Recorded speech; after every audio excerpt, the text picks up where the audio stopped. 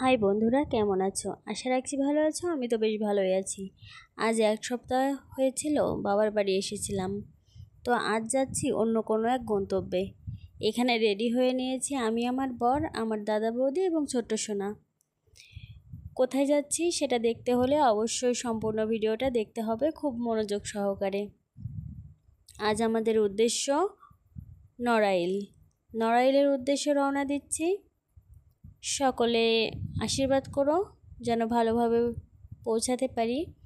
নড়াইল আমার একটা দিদির মেয়ের বিয়ে উপলক্ষে সেখানে নিমন্ত্রণ, তাই সেখানে অ্যাটেন্ড করতে যাচ্ছি। এদিকে ছোট্ট সোনাটা ঘুমিয়েছিল, খুব কান্না করছে ঘুম থেকে উঠে।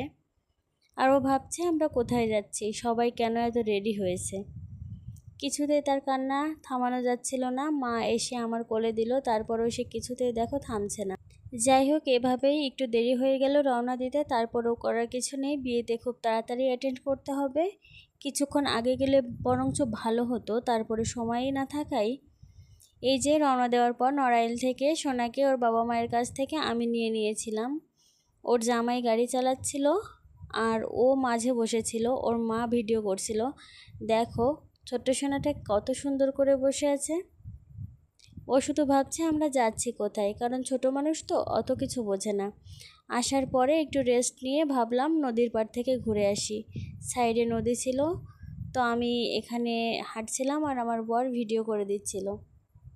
এদিকে আমার বৌদি সেটা দেখে এসেছিল, ভাবছিল আমার বর ছবি তুলছে, তাই সে পোজ দিচ্ছিল। এটা দেখে আসলে খুব হেসেছিলাম আমি, আমার খুব ভালো লেগেছিল। আসলে আমার বৌদির কাছে থাকলে না কেউ কখনো মন খারাপ করে থাকতে পারে না।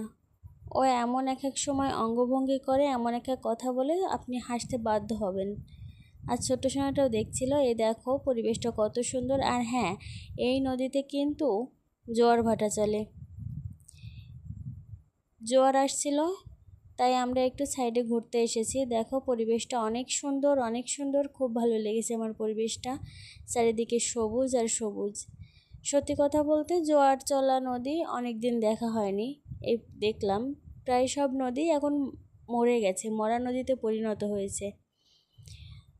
তেমন জীবিত নদী এখন আর নাই। আর শুধুমাত্র আমি না, আমার দাদা বৌদি দিদি জামাইবাবু সবাই মিলে কিন্তু ঘুরতে গিয়েছিলাম। বেশি দূরে না, সাইডেই। তারপর সোনাকে এনে প্যান্ডেলের ভিতরে বসিয়ে দিয়েছিলাম টেবিলের ওপর। সোনা ফুল নিয়ে খেলছিল আর আমরা সাইডে বসে বসে গল্প করছিলাম। ছোট্ট সোনাটা একটু দুষ্টুমি করেছিল, কারণ অপরিচিত জায়গায় আসলে বাচ্চারা একটু দুষ্টুমি বেশিই করে। তো সবাই ভালো থাকো, সুস্থ থাকো।